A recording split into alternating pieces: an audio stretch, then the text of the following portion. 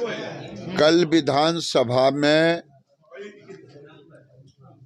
राजद ने जो खेला करने का कह रहा था कि खेला होगी, ये खरीद फरोख्त का नंगा नृत्य हुआ है। मैं सरकार से कहूंगा कि सबों को सीबीआई से जांच करवानी चाहिए कि किनको कितने पैसे दिए गए थे या कितने पे डील हुआ था। वो कहते हैं कि ये डील की सरकार है, क्योंकि उनका तो जन्म ही डील पे हुआ है। पिताजी ने डील किया चारा घोटाला में, पिताजी ने डील किया नौकरी का जमीन पे। तो जैसी रही भावना, प्रभु देखी तिन तैसी, मूरत देखी तिन तैसी। ये कल भाषण देने से नहीं आपके काले कारनामे छिप सकते हैं।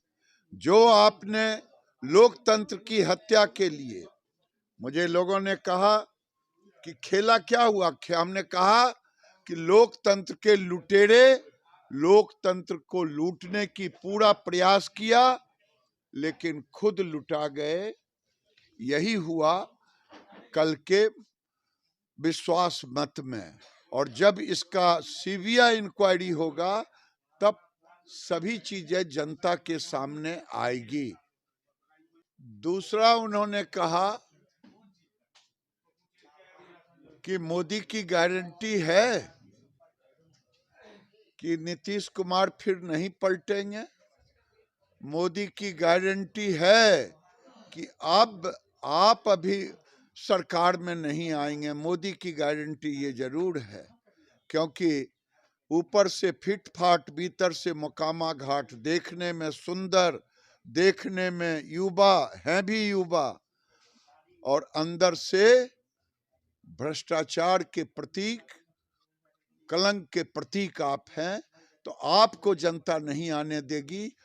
अच्छी अच्छी बातों करने से नहीं होता है। नौकरी देने का काम किया कोई, श्रेय लेने का काम आप पता कर लें। ट्रांसफर पोस्टिंग में जिस ढंग से आप लोगों ने अपने किया है, उसका भी पर्दाफाश होगा, तब पता चलेगा। हमने तो कहा है कि लोकतंत्र के लुटेरे लूटने चले थे, लोकतंत्र को खुद लुटा गए। राजस्थान में शिक्षांत का नमस्कार 15 फरवरी को होगा। जमात उलमा का मुस्लिम धर्म में ये नहीं है, बच्चे स्कूल नहीं जाएंगे मुस्लिम समाज।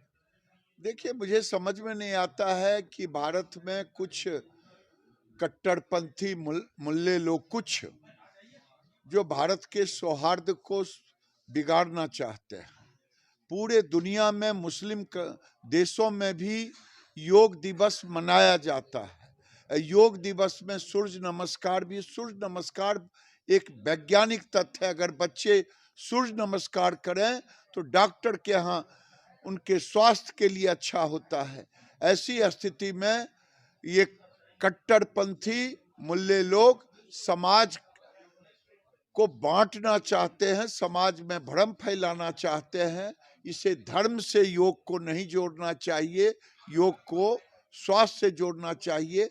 दुनिया के मुस्लिम देशों ने इसे जोड़ा। बंगाल में संदेश खारी में महिलाओं के साथ यौन उत्पीड़न लगातार किया गया है। टीएमसी नेताओं पर आरोप है।